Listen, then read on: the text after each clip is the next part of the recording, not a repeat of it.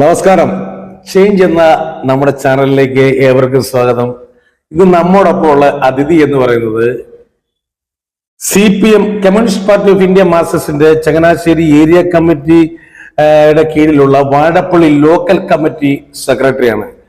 കേരള കോൺഗ്രസ് എമ്മിനാണ് ചങ്ങനാശ്ശേരിയിലെ വരുന്ന നിയമസഭാ തെരഞ്ഞെടുപ്പിലെ സീറ്റ് LDFന്റെ ധാരണ പ്രകാരം കൊടുത്തിരിക്കുന്നത്. അദ്ദേഹം ജോബ് മൈക്കിൾ എന്നാണ് അദ്ദേഹത്തിന്റെ പേര്. അദ്ദേഹമാണ് മത്സരിക്കുന്നത്. ഈ ഇലക്ഷനെ പറ്റി സംസാരിക്കാൻ വാഴപ്പള്ളി ലോക്കൽ കമ്മിറ്റി സെക്രട്ടറി പ്രിയപ്പെട്ട ജോജി നമ്മുടെ കൂടെ എത്തിയിട്ടുണ്ട്. ജോജി നമസ്കാരം. നമസ്കാരം. ജോജി, ഈ ഇലക്ഷനെ പറ്റി താങ്കൾക്ക് എന്താ പറയാനുള്ളത്? ഈ ഇലക്ഷൻ ഇടതുപക്ഷ ജനാധിപത്യ മുന്നണി വൻപിച്ച ഭൂരിപക്ഷത്തോടുകൂടി വിജയിക്കും. അങ്ങനെ വിജയിക്കും എന്ന് നിശ്ചയദാർഢ്യത്തോട് പറയാനുള്ള കാര്യമാണ്. 40 വർഷം മുമ്പുള്ള ചങ്ങനാശ്ശേരിയും കഴിഞ്ഞ 5 വർഷക്കാലത്തെ ചങ്ങനാശ്ശേരിയും കൂടെ വിലയിരുത്തിയാൽ ഇടതുപക്ഷ ജനാധിപത്യ മുന്നണി ജയിക്കും എന്നുള്ളത് നിശ്ചയമാണ്. എന്ത് വികസന പ്രവർത്തനമാണ് കഴിഞ്ഞ 40 വർഷത്തിനടക്കം ഇങ്ങനെ പറയാനുള്ള കാര്യം? 5 വർഷക്കാലമാണ് ചങ്ങനാശ്ശേരി വികസനം എന്താണെന്ന് തിരിച്ചറിഞ്ഞത്. നിരവധിയായിട്ടുള്ള റോഡുകൾ, പാലങ്ങൾ. ഇവിടെ നിന്ന് പറഞ്ഞാൽ മണിക്കൂറുകളോളം ചങ്ങനാശ്ശേരിയുടെ വികസനത്തെ കുറിച്ച് പറയേണ്ടി വരും. 1000 കോടി രൂപയുടെ വികസന പദ്ധതികൾ നടപ്പിലാക്കിയ MLA ആണ് അഡ്വക്കേറ്റ് ജോബ് മൈക്കിൾ.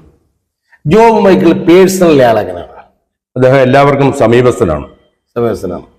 എല്ലാവരുടെയും കാര്യങ്ങളിൽ രാഷ്ട്രീയ വ്യത്യാസമില്ലാതെ, മതജാതി വ്യത്യാസമില്ലാതെ ആളുകളുമായിട്ട് ഇടപെടുന്ന, അവരുടെ ജീവിത പ്രയാസങ്ങളിലും സന്തോഷങ്ങളിലും എല്ലാം ഓടിയെത്തുന്ന സമീപസ്ഥനായ MLA അതാണ് ജോബ് മൈക്കിൾ.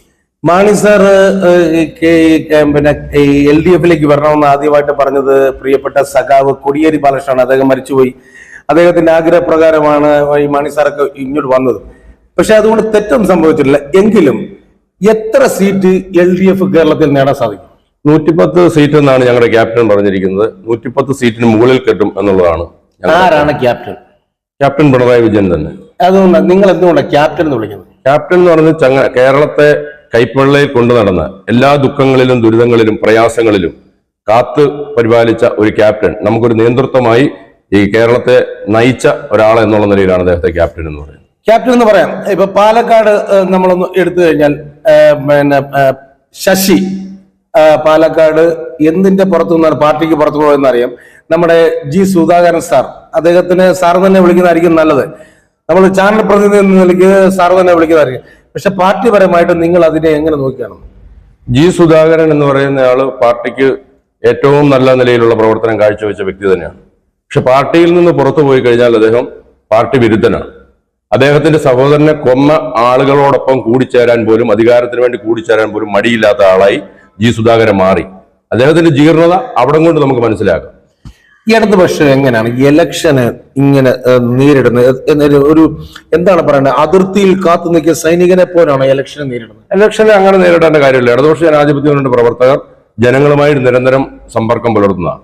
ഇലക്ഷൻ കാലഘട്ടത്തിൽ മാത്രം ജനങ്ങളുടെ ഇടയിലേക്ക് പോകുന്നവരല്ല ഇടതുപക്ഷ ജനാധിപത്യ മുന്നണിയുടെ പ്രവർത്തകർ. അവർ നിരന്തരമായി ദൈനംദിനം അവരുടെ ജീവിത പ്രയാസങ്ങളിൽ, ബുദ്ധിമുട്ടുകളിൽ, സന്തോഷങ്ങളിലെല്ലാം അവരോടൊത്തും ഉൾച്ചേർന്ന് പ്രവർത്തിക്കുന്ന പ്രവർത്തകർ. അവർക്ക് യുദ്ധം ചെയ്യേണ്ട കാര്യമില്ല. ഇടതുപക്ഷം ഈ കഴിഞ്ഞ 10 വർഷം മുന്നോട്ട് വെച്ച വികസന പ്രവർത്തനങ്ങൾ ഒരു 5 ഒരു 10 ഒന്ന് എണ്ണി പറയാൻ പറ്റുമോ? എണ്ണി പറയാൻ നമുക്ക് അടുത്ത സമീപത്ത് ഉദ്ഘാടനം ചെയ്ത 10,000 പേർ മാത്രം ജീവിക്കുന്ന ഒരു പെരുമ്പളം എന്ന് പറയുന്ന ഒരു ദ്വീപിൽ 106 കോടി രൂപയുടെ വികസന പദ്ധതി കൊണ്ട് ഒരു പാലം പൂർത്തീകരിച്ചിരിക്കുക. അതാണ് സാധാരണക്കാരുടെ ഇടതുപക്ഷ ജനാധിപത്യ മുന്നണിയുടെ കാഴ്ചപ്പാട്. ഇത് VD സതീശനെ പോലെയുള്ള നേതാക്കന്മാർ പറയും 106 കോടി ആളുകൾക്ക് 1 ലക്ഷം രൂപ വീതം കൊടുത്താൽ പോലായിരുന്നു, അവർ സുഖമായിട്ട് ജീവിക്കുകയായിരുന്നു എന്ന് ചിന്തിക്കുന്ന ഒരു സമൂഹത്തിലാണ് ഇങ്ങനെ ജനങ്ങളെ കൈപിടിച്ചുയർത്തി അവരെയും കൂടെ നമ്മുടെ ഭാഗമാക്കണമെന്ന് ചിന്തിച്ച ഒരു ഇടതുപക്ഷ ജനാധിപത്യത്തിന്റെ കരുതൽ. കുമ്പിച്ചൽക്കടവ് പാലം 804 ആദിവാസി കുടുംബങ്ങൾ മാത്രമുള്ള ആ തുരുത്തായി കിടന്ന കുമ്പിച്ചൽക്കടവിലെ പാലം നിർമ്മിച്ച ഇടതുപക്ഷ ജനാധിപത്യ. അതാണ് ഈ വികസനത്തിന്റെ എടുത്തു പറയാവുന്ന ഒരു കാഴ്ചപ്പാട് എന്ന് പറയുന്നത്. ഇപ്പം കൂടുതൽ ചർച്ച ചെയ്യപ്പെടുന്ന ഡീലാണ്. BJP CPM ഡീലിനെ കുറിച്ച് ഇടതുപക്ഷത്തിന്റെ കാമ്പും കരളും അറിയാവുന്ന ഒരു ലോക്കൽ സെക്രട്ടറി എന്ന നിലയിൽ അങ്ങയുടെ അഭിപ്രായം എന്താണ്? കേരളത്തിലെ ജനങ്ങൾ വിശ്വസിക്കാത്ത ഒരു കാര്യമോ, ഒരിക്കലും RSSുമായിട്ടോ BJPയുമായിട്ടോ ഒരിക്കലും കൂടിച്ചേരുകയില്ലാത്ത ഒരു പ്രസ്ഥാനമാണ് communist party of India Marxist നേതൃത്വം കൊടുക്കുന്ന ഇടതുപക്ഷ ജനാധിപത്യം. അതായത് കമ്മ്യൂണിസ്റ്റ് പാർട്ടി എന്ന് പറയുന്ന അവരുടെ പ്രഖ്യാപിത ശത്രുവാണ്. ആ പ്രഖ്യാപിത ശത്രുവുമായി കൂട്ടുകൂടുക എന്ന് പറയുന്നത് അവർക്കും സംഭവ്യമല്ല, ഇടതുപക്ഷത്തിനും അതിന് ഇതില്ല. അപ്പൊ 110 സീറ്റ് കിട്ടും. 110 സീറ്റിൽ കൂടുതൽ കിട്ടും എന്നുള്ളതാണ്. അങ്ങനെ കിട്ടിയാൽ അടുത്ത ആരായിരിക്കും കേരളത്തിലെ മുഖ്യമന്ത്രി? അത് ഞാൻ പറയാൻ ആളല്ല. ഇടതുപക്ഷ ജനാധിപത്യ മുന്നണിയുടെ സ്ഥാനാർത്ഥി ആരാണോ ഇത് അത് ഇടതുപക്ഷ ജനാധിപത്യത്തിന്റെ നേതൃത്വമാണ്, അല്ലെങ്കിൽ കമ്മ്യൂണിസ്റ്റ് പാർട്ടിയുടെ നേതൃത്വമാണ് തീരുമാനിക്കുന്നത്. ഞാൻ പ്രിയപ്പെട്ട പ്രേക്ഷകരെ, ഇദ്ദേഹം ജോജി ചങ്ങനാശ്ശേരിയിൽ വാഴപ്പള്ളി ലോക്കൽ കമ്മിറ്റി സെക്രട്ടറിയാണ്. ഇദ്ദേഹത്തിന്റെ മനസ്സിൽ നിന്നും ഇദ്ദേഹത്തിന്റെ അനുഭവ സമ്പത്തിൽ നിന്നുമാണ് ഇദ്ദേഹം പറഞ്ഞത്. നമ്മുടെ ചാനലിലേക്ക് എത്തുന്ന അതിഥികളെല്ലാം നമുക്ക് വേണ്ടപ്പെട്ടവരാണ്. ഈ ഇത്ര സമയം നമ്മുടെ ചാനലിന് വേണ്ടി ഈ രാഷ്ട്രീയകാര്യം, ഈ ഇലക്ഷനെ പറ്റി പറഞ്ഞതിന് പ്രിയപ്പെട്ട ജോജിക്ക് നമ്മുടെ ചാനലിലേക്ക് സ്വാഗതം, നന്ദി അറിയിക്കാം. നന്ദി.